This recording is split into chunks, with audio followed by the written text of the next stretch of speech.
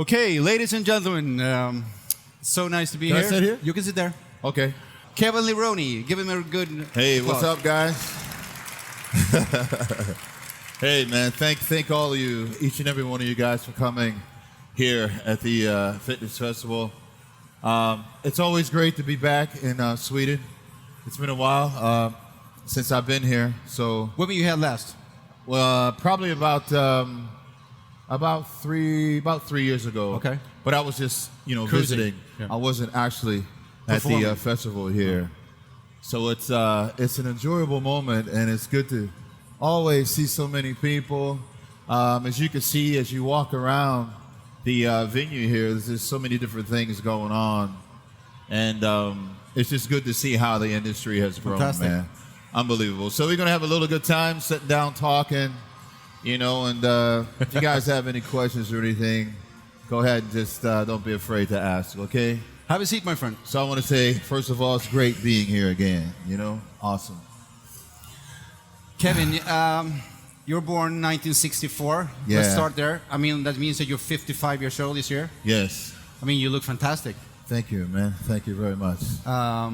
You did your first major contest in 1991, and you did the latest. I won't say your last, but your latest in 18, Yeah. which means that you have a contest a career spanning over 27 years. Yeah, it's pretty long. That's pretty long. time. Yeah, definitely.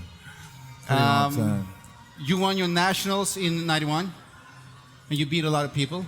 How do you remember that? I did that my homework. Wow. Yeah. You beat Flex Wheeler. You beat Chris Cormier. You beat Ronnie Coleman. Yeah. Matt wow. Mendenhall. Bob Ciccarello. You beat a lot of people. Man, you're going way back now. Yeah, from the way beginning. Yeah, that was amazing. Well, it was my first national show, and I didn't know what to expect. Going into the show, all I know is this: it was like it was such a mental rush for me, because a year before that show, I was like, nobody even knew who I was. Even I think when I got to the nationals, nobody even knew who I was. So it was like I went from being like a state champion, a nobody, to being thrown into this opportunity, and it just changed my whole entire life. Yeah. It's a pretty good first year. Yeah, it was. Yeah. It was very intimidating. Yeah. Like the first being in that environment. Going from like almost 0 to like 100 overnight, like that. And I'll never forget that, man. I was walking around backstage and I was looking at the guys and I'm like, what in the world? How could somebody even look like that? And you followed that up by turning pro the next year, and you came third in your first contest, and then I think you won the one before after that. Yeah, man. Night of Champions. All right, I'm gonna quiz you now, Yeah. right? Because a lot of people don't remember that first show I did. They always remember the Night of Champions. Yeah. What was that first show? Chicago, I think. The Chicago. How do you know all this stuff, man? I've done my homework. Oh my God! You memorized your homework, big time. And when you won the Night of Champions, you qualified for Olympia, and you went to Helsinki in Finland. And when you said that nobody knew who you were at 91, nobody knew who you were even in 92 when you came to the I know, Olympia. because back then, guys, at that time, can you guys hear me? Okay, awesome. And everybody here speaks English, of course, right? All right, great. So like at that time, we're talking about like the 90s, so there was the magazines, and the photographers and the writers. So it took like the stories 6 months, sometimes 4 months, to come to the press, to get the magazine together, what's going on. So that's why nobody never really knew who I was, or they might have heard from me. Oh yeah, okay, we heard of that guy, but they really didn't get to know, like, wow, okay, yeah, this is who he really is, So You came second to Dorian. Second to Dorian Yates in Helsinki, Finland. So it was like in 1990, I was just Mr. Maryland. And then in 1992, I was second place in the world in Mr. Olympia. So it kind of like happened overnight. And everything, I was like, wow, I got to get on a plane. I've never been on an airplane before. So when I won the Nationals, you know, Jim Mannion was like, well, you know, you got to go to California to meet Joe Weider. And I'm like, what? I got to go to California? He's like, yeah, you got to get on an airplane. I've never been on a flight. I never even been on an airplane. I was so nervous and scared to death, you know? And it was my first time flying. And at that moment, the plane landed in California. And, you know, Joe Weider took me to his office.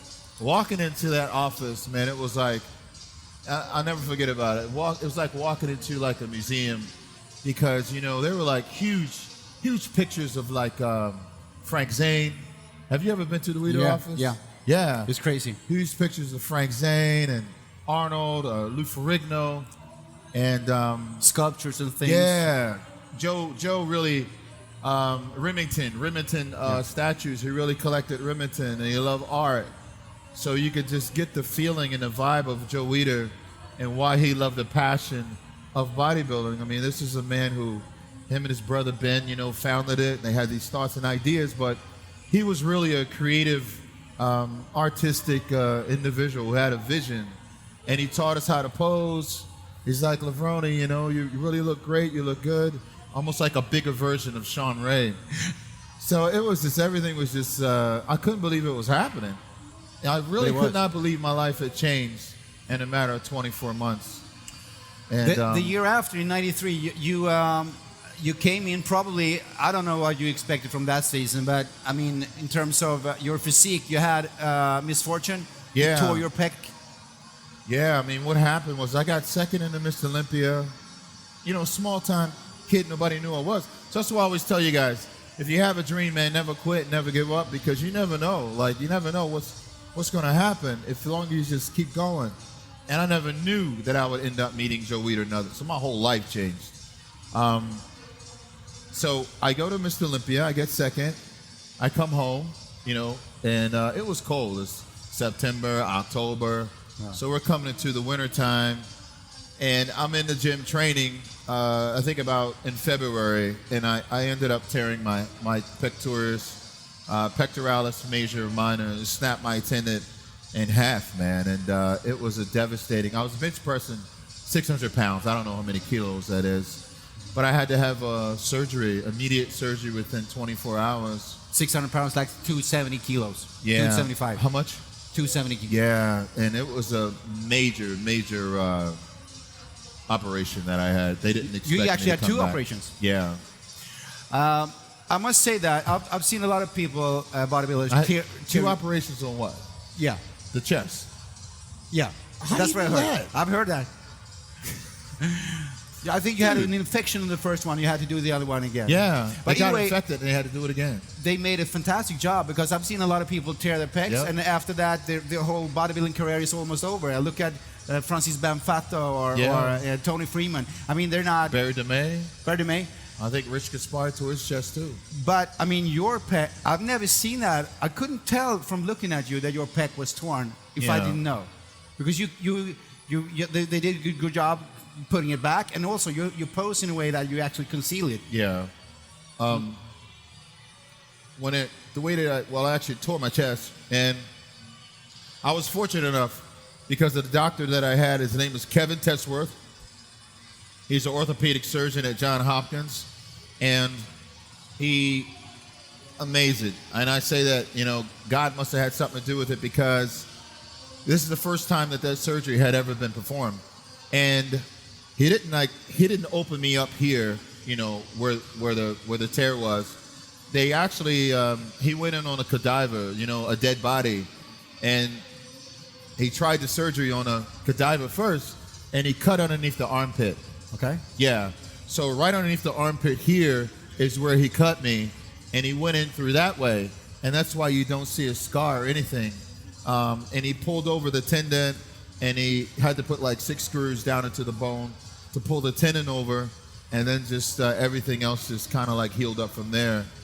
But yeah, I was lucky, And you came back. You thank were probably God. not as good in '94 as you should have been, but Yeah. in '95 you were totally back. But you know, I was in a partial body cast thing like this for 6 months. So I tore my chest in February, March, April, May, June, July. I had to come out of it, and I lost about 30 or 40 pounds of muscle because I was 245 pounds, and I lost, and I went down to probably about 220, about 220, 215 pounds. And so I had from July, August, I had 3 months to get ready for the Mr. Olympia after having that major surgery and trying to come back. So I had to start from zero again. And I really didn't know if I could do it or not. You know, I started off with incline, just the bar, no weight. I had to learn how to do push-ups. I had to eat with my left hand for like 6 months. So my whole right body atrophied. And I just didn't know what I was going to do. And you hear all these things, well, you know, Levrone's, he can't do it. He tore his chest. And people are saying, well, what happened? So I really didn't tell the full story of how bad this tear was until I actually could see if I could ever come back. By the grace of God, I don't even know what happened, but I ended up preparing myself mentally, because that's the hardest thing, mentally, just getting over a hurdle like that, because it's ending your career. It has ended everybody's career. But I went and I did my best, and it's like I got 6 at the Olympia. Yeah. Out of everybody in the whole world, somehow I ended up getting 6th place.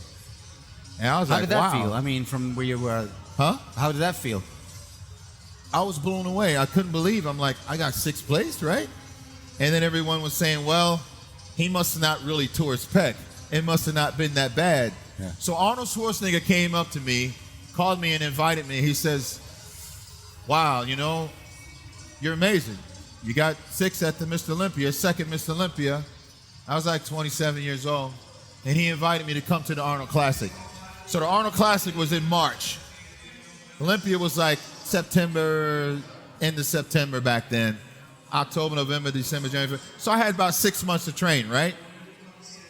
So I said, wow, if I could do 3 months after tearing my pec in this major thing, I said, I'm going to bring my doctor, train for 6 months more, and then I will compete at the Arnold in '94, and we will tell the whole story. So I had enough time. I went and I trained, and I won the Arnold Classic. Thank God. I won that show. It was the first show I won after my pec tear, my injury. And I brought Dr. Kevin Tessworth, and the magazines did a whole full story. He took photos of me in the operating room, and he really told the world like how serious this injury was. And it was this, I would say, God found this man, and somehow that's why I'm just thankful to God that I ran into him, and I had this opportunity. And that's why I always tell everybody, it's like, as long as you never quit, you never give up, you'll never lose, no matter how long it takes. So I just don't say these things. It's like things happen for a reason. So if something happens in your life and you don't quite understand what's going on, it's like, just hold on, right? And have faith, you know, because I could have quit and I could have gave up and never been in this position. But I said, you know, I'm not going to listen to the negativity. This is an opportunity for me to do something that no bodybuilder has never done. And ever since that injury and winning the Arnold Classic, and I won all of my pro shows after that, you know, 24, 23 pro shows after this devastating injury. And I'm just thankful. Fantastic. I think you've done 68 pro shows or something like that. Yeah, 69. 69? Yeah, with the last one. And you won 23? 23 first place, 18 second. Which means that, at that time you were the most, you had the most victories of anyone. That has since been beaten by Ronnie Coleman and Dexter Jackson. But still, really, really nice resume. It was great. You know, it was a good. It was just you know, the journey of this sport is, it's an awesome, you know, journey, because a lot of things happen along the way. So you came second at Mr. Olympia 4 times. 2 times after Dorian Yates and 2 times after Ronnie Coleman. And you've had the misfortune, if you may put it that way, to compete against 2 giants. The first one was Dorian Yates, where you came in. Yeah. And when he quit, literally from nowhere came Ronnie Coleman, and he was also a giant. Yeah. Which one would you say with the most fierce competitor of those 2? I want to say both of them are fierce because they have their own separate personalities, you know. Like being in the presence of backstage and at Mr. Olympia, at that level, it's not only the physiques that you see, you feel the presence of a man, you know. I mean, these are like men, grown men, like they're not boys. And it's like, it's almost like playing a game of chess because Dorian Yates is like, he doesn't talk backstage. That's why they call him the Shadow, you know. It just has this mystical thing about him to where it's almost like a mountain, a rock. You can't move him and you can't shake him, and he's not afraid, you know. He's not afraid of nothing. So you got this being, this man that's dieted down. He's just focused, laser focused, concrete. He's just coming there to annihilate anybody that steps in his area. So dealing with that and trying to shake him mentally, not physically that I didn't have to deal with the way that he was posing, but mentally, it's like, how do you go up against somebody like that on stage? And I think that's what separates Dorian Yates apart from us, you know, because he was the Shadow. He lived in England. There was nothing fancy about him. You didn't even see him until he showed up at the show. No, well, it did. And it was just every year he just kept getting more fierce, more hardcore, more devastating, and more powerful. And you saw from his physique in 237 pounds to 37, maybe 240 in Helsinki, Finland in 1992, and then he ended up being 260. So he constantly just kept being more devastating and just this mystery about him. I really admire that about him because Dorian Yates, I wanted to beat him so bad that I just studied how he trained, his personality, and if it wasn't for Dorian Yates, I say I don't believe that I would have pushed myself that far because he pushed me. He raised the bar for me to get better, So I admire him. I know I have Sean a great Ray said deal the of exact respect for same him thing. so much. The other thing, when Dorian steps out of the way, you have Ronnie Coleman, who has just taken on a whole life of its own. Like all of us are on the road with Ronnie Coleman, and I've watched Ronnie. I beat him in the Nationals. You beat him a lot of times. I beat him a lot of times overseas and a lot of the tours and everything, you know, that we would do. And one day we're in Russia, and I got a knock on my door. Ronnie Coleman comes in, and I'm looking through the peephole like this, and it's like maybe about 1 o'clock in the morning, and I'm tired. Ronnie Coleman comes in, and I'm like, "Hey, what's up, big dog? How you doing, Kevin?" I said, "I'm doing all right. What's up, man? What you doing, man?" "Man, I have a few questions. I'm gonna ask you a few questions, Kevin. Can I come in for a little while?" I said, "All right, come on in, man." "Man, how you get in shape like that?" I said, "What do you mean? What you doing to stay so in shape like that?" I said, "I don't know, man." I said, "Do you drink alcohol?" Ronnie goes, I don't drink that stuff, but I'll try it. If you tell me to try it, I'll go ahead and try it." And I said, "All right, big dog, have a shot." So I sat there, right, in my hotel room in Helsinki, Finland, and I'm pounding him down with, you know, shots. He's like, "Man, this stuff tastes pretty good." So he gets up 4 hours later, go back to his hotel room, falls asleep. And I tell you, man, he comes backstage the next morning, peels off his clothes, and he is ripped and shredded to the bone. Because the whole thing is, on these European tours, you know, Ronnie, he was big, but he just didn't know how to get cut, and he wasn't lean, so his body was on a lot of water. So anyway, I ended up getting him drunk, and people say, "Well, why'd you do that?" I don't know why I did it, because he ended up beating me. because he was dehydrated, his body relaxed, and he ended up winning. He won the show in Russia. And then he came back to America, huh? Was that in 97? Yeah, 97. He came back to America, and we did the Night of Champions together. And he beat me in America. And ever since then, Dorian retired, Ronnie goes on. And again, Ronnie's getting better and better. And he goes to the Mr. Olympia, and this was the year it was wide open. And he ended up winning the whole show. 98. And I just couldn't believe it. Because Ronnie used to go on tour with us, and he used to get dead last in every show. He would place dead last for like 4 years straight. Dead last. Yeah. Never had a contract with Joe Weider. He had to catch a train to every city. You know, I had contracts and stuff. But this guy, I said, Ronnie, why do you keep doing it? He says, because I love the sport of bodybuilding. So the thing about Ronnie Coleman is, you want to talk about a man, he's one of the most phenomenal men that I've ever met because he just doesn't quit. He never quits, and he never gives up, and he always keeps trying. So if you see Ronnie Coleman today, right, we see the way he looks and his body, but Ronnie Coleman never complains. He never complains about anything. And you wonder, wow, how can this guy keep going? And he's still in the gym training. He's had 10, 11 12 back surgeries, and he's still in the gym training.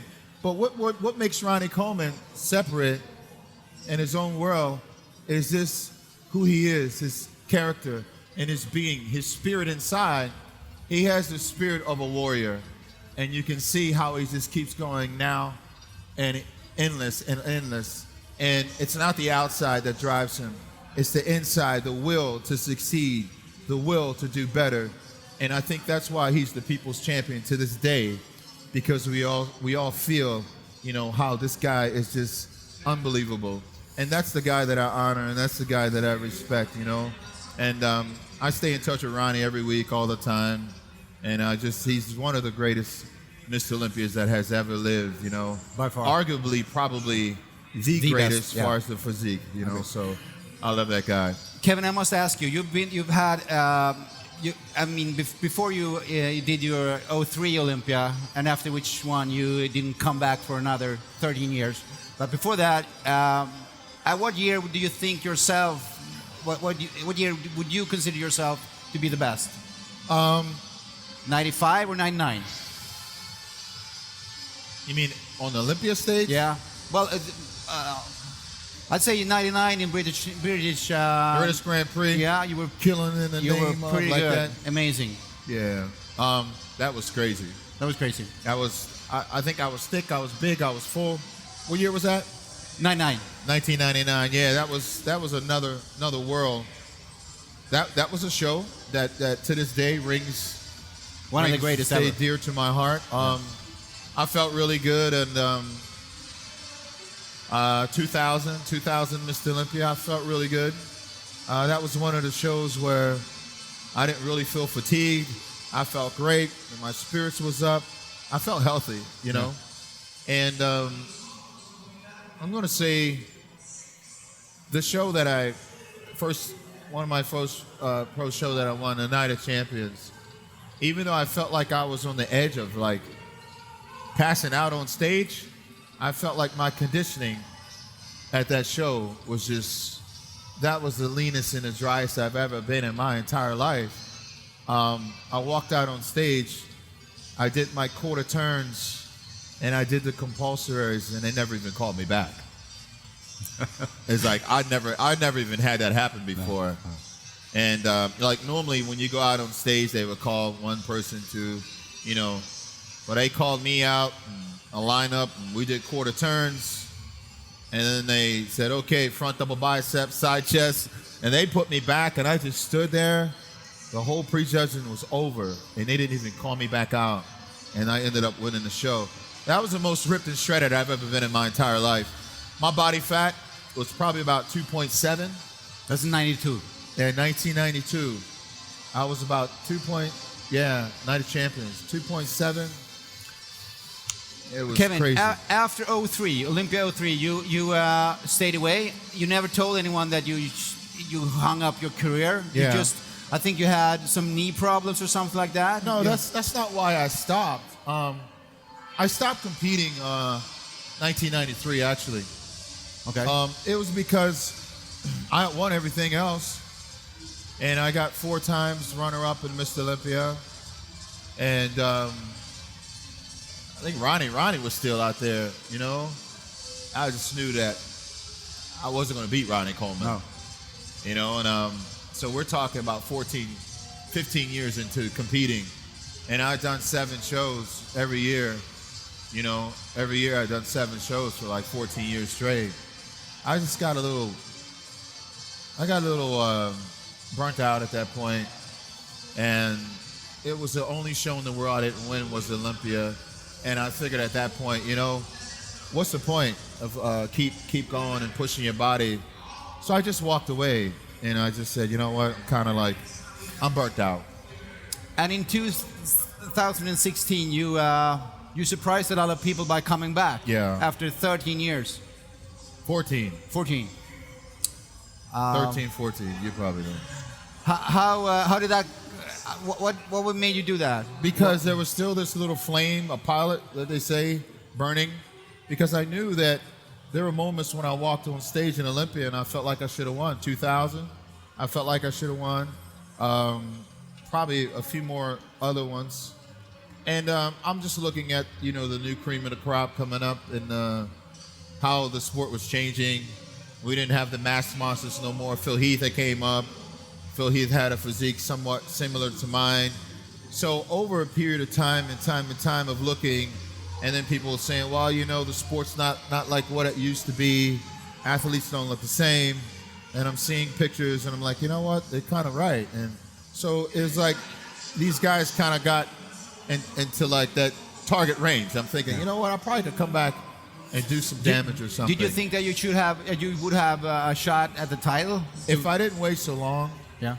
If I didn't wait so long and probably had waited, you know, if I didn't wait so long and probably had came back 4 years prior to than I did. But what happened was I lost all my muscle, and I didn't work out really for like 14 years. So when I went back to the gym, and I had already announced my return, and I had 5 months before the Mr. Olympia was coming. That used to I'm be thinking enough in my for you. mind, right? Yeah. I could hurry up and do this transformation. But I just didn't have enough time. It was too much ground that I had to cover. So I was back in the gym, and I just started training legs, and I was doing things, and I felt like pain in my knees, you know? So I was like, man, this is crazy. I can't squat like I want to. And my legs were like this, and I'm like, I got to get my legs up. I got 5 months. So then I had 4 months, and the clock is ticking. Normally, I could transform my body from looking like this to looking like that in a matter of 3 months, you know, because muscle memory. And this time, it was just not happening. My upper body was coming. I could see that, but I needed to squat. So when I would go in and I would try to squat and do these things that my body was used to doing, I couldn't do it. So I went to the doctor, and I found out I had quadricep tendonitis in both of my knees. So he said that it was there for a long time, but I really didn't feel it because I was so big, you know, from competing in 2000, 2001, 2002. So my tendons were slightly tearing back then, and the bone marrow will go into your tendons to try to heal the area, okay? That's what quadricep tendonitis is. So when I get in the gym and train and squat, trying to make my comeback, blood couldn't flow to my quads the way they needed to. It was so much pain. So I went and I had a treatment. Yeah. And the doctor said, well, you got to stay off of it for a month. Well, I didn't have time. Olympia was 4 months. So then I had another treatment. I had 6 treatments to try. And I did my best. But unfortunately, it just wasn't enough time. And there were some things going on, with my knees. And I did my best, though. Yeah, you but did I tell really you good. what, I don't regret it. I don't regret it at all because out of all the Mr. Olympias I did, right? This one, for me, it had more meaning because I had taken off. At this time, like Instagram came out, everything changed in the whole industry. I did it for the fans because the fans are like, man, you can do this, you can come back. I did it for the fans, but also did it for myself because I was just doing nothing, you know, and I needed something to motivate me. So this, even though I got dead last, first show in the world I ever got dead last, I didn't feel embarrassed. I felt honored. Matter of fact, I got a standing ovation because it wasn't something for me. It was something that the fans got involved, right? And you guys were like my support team and my, like, kind of like motivated me. Like, come on, you can do it, Levrone, you can do it. Like, I remember going to the doctors and being there and just getting like messages, people saying, man, you look great, you can do it, you know? You inspired me to start training. I'm 50, I'm 60, you inspired me. This Mr. Olympia had more of an impact on people's lives for them personally than any other Mr. Olympia I've ever done. All the other Mr. Olympias was selfish, you know, for me, because I wanted to be Mr. Olympia. I knew I couldn't win the Olympia by coming back, but I just want to let people know that, you know, life isn't over. Life isn't over in your 40s. If you're, you know, if no matter what you're going through, if you're 50, 55 or whatever, you can get up, you know, you can still change your physique, you know, and get in shape. I mean, look, I took almost 14 years off. Never even really worked out at all. Like, didn't even look half as good as none of you guys. Yeah. But I went and I walked on. I was standing. After 5 months of training, I was standing in between Dexter Jackson, second place to Mr. Olympia, and Phil Heath, who was the greatest physiques in the world, you know? So I came from like nothing and went on that Mr. Olympia stage. So, you know what, guys? You got that dream, you got that passion, that fire. There's something you ever stop in your life and you're like, you know what? I'm not quite satisfied. Don't stop because somebody else told you to stop. If you feel like, you know what? I got to go back and I got to make it right. Whether it's a relationship, whether it's something that you've done to somebody yourself that caused some harm and you just can't get through that at night and it's eating at you. That's what was happening to me, you know? Yeah. Because I just walked away from a sport that I love and I wasn't satisfied. My heart was still there. And I had to go back and I had to put that to rest spiritually so I could be a good dad to my son and everything. And I'm just so thankful that I did it. If it wasn't for you guys pushing me, saying, come on, Kev, you can do it. You know, we want to see you back on stage. And in 8 years, 6 years, 8 years, I would always read comments from all you guys. Yeah. So I want to say thank you because thank you. It brought peace to my soul. Thank you. You know? And that's what it's all about. Cut us off here because our time is up. So thank you, guys. Need to break it there. Thank you, Kevin. Yeah, man, listen. So grateful. My booth is right over here. Guys, come on over. The booth is right around the corner. I give all you guys free samples, supplement samples, and everything. And I love to take a photo of each and every one of you guys, okay? So thank you very much. Great, my friend. Thank you. Peace, man. One love.